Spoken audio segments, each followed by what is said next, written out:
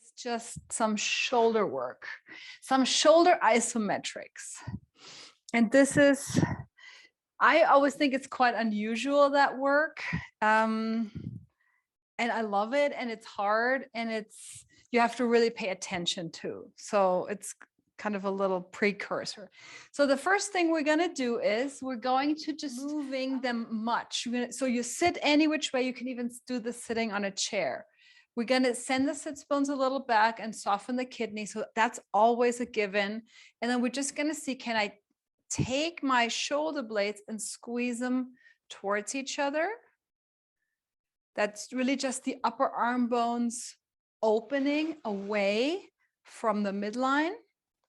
And I'm going to just let that release. So it's a very, very small, very, very small thing. I'm going to take the upper arm bones back. Notice if you take them back and you arch your ribs.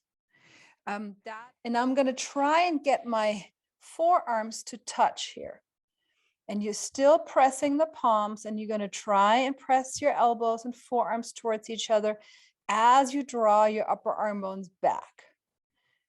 I am shaking here. I don't know if you can tell. My arms are literally quivering. And then slowly let that release. Take a little moment and see how this feels already across the collarbones. This could be it. But we're going to do this again. So we'll start right away with the elbows and the forearms touching. And you might feel, oh, this is much easier now to actually touch them together. We're trying to go into a 90-degree angle here. It's not too low, not too high, just right out in front. And I'm drawing the upper arm bones back. I'm pressing my forearms and my elbows and my palms into each other. I'm looking straight ahead. See if you can soften the shoulders down the back. Notice if they want to come up, can I draw them together and down, and breathing. Can you breathe right underneath your shoulder blades to widen the ribs? Keep pressing as much as you can. Don't, no, there is actually you can't go further, right? It's kind of a nice point there, and then let it release.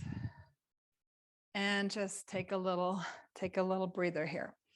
All right, the next thing we're going to do is you're going to hold 2 bowls of rice or green tea or something.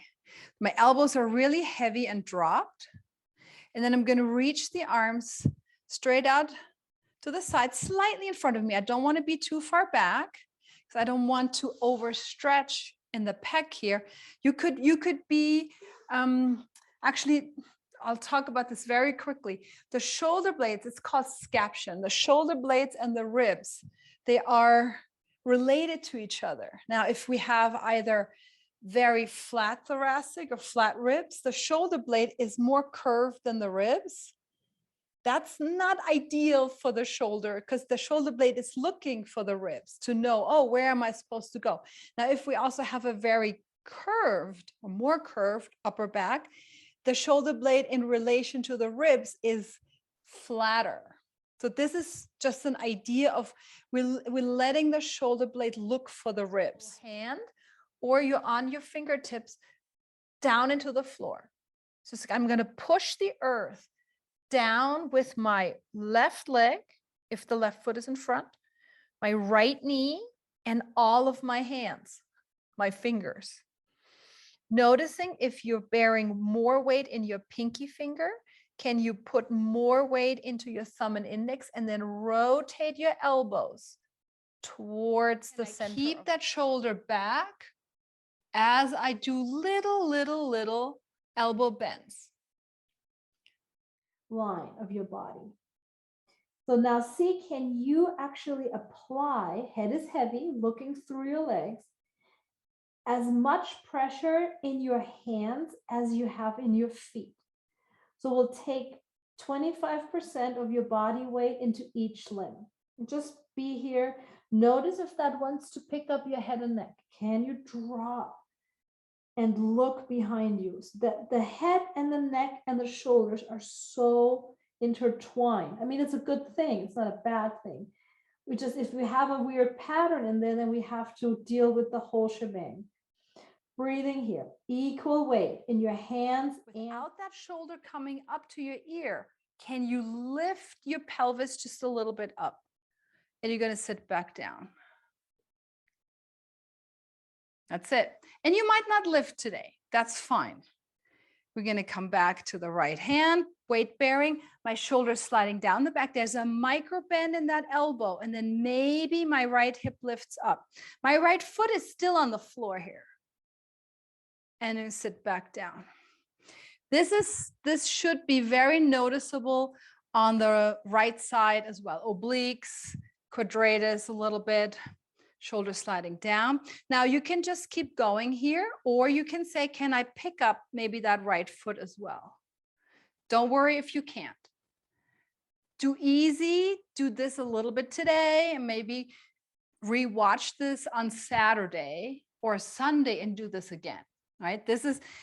We want to just ask permission for certain things. We can never go in and demand it. Not all the time, only for a while. One more time. Now, maybe if you feel really good about this, can you take the right foot in front of the left foot? And then bring it back again and then sit back down. Can definitely feel my triceps here. Maybe we'll do this one more time. And again, if you're just working on maybe lifting your hip, that's fine. As long as this shoulder is not coming up to your ear. The shoulder needs to be wide, the collarbone is wide and the shoulders down the back.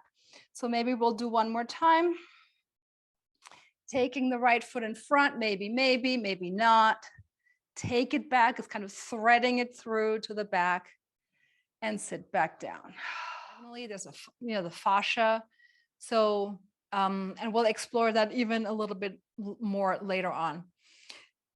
Here we are. So knees are bent, feet are parallel. The closer you bring your feet to each other, the harder this gets.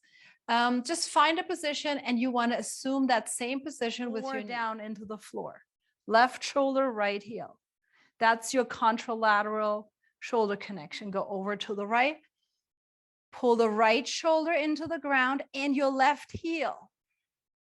Slide that shoulder down the back. Find your breath. Go one more time each side. Go to the left, right heel pulls, left shoulder pulls. Maybe you're coming all the way up onto that left arm, but you got to pull that shoulder into the ground. Big, big, big pull. Slowly. One more time, going over to the right. Keep pulling with that right shoulder. Connected through your core, your hamstrings, and your glutes.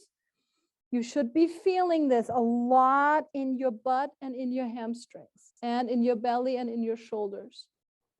Not in your lower back, and then lower down. If you feel this in your lower back, you got to put something underneath your hip. We need to make sure that the butt is not sticking up too high, right? The hip bones, pubic bone should be very close to the ground. Did you notice how your shoulders collapsed, your upper arms collapsed to the floor? Pick them back up. So your job is right now, if they did collapse to the floor, let it release. Your job is to keep those shoulders squeezing together. Let the arms be by your side, palms facing up, if that feels okay. And just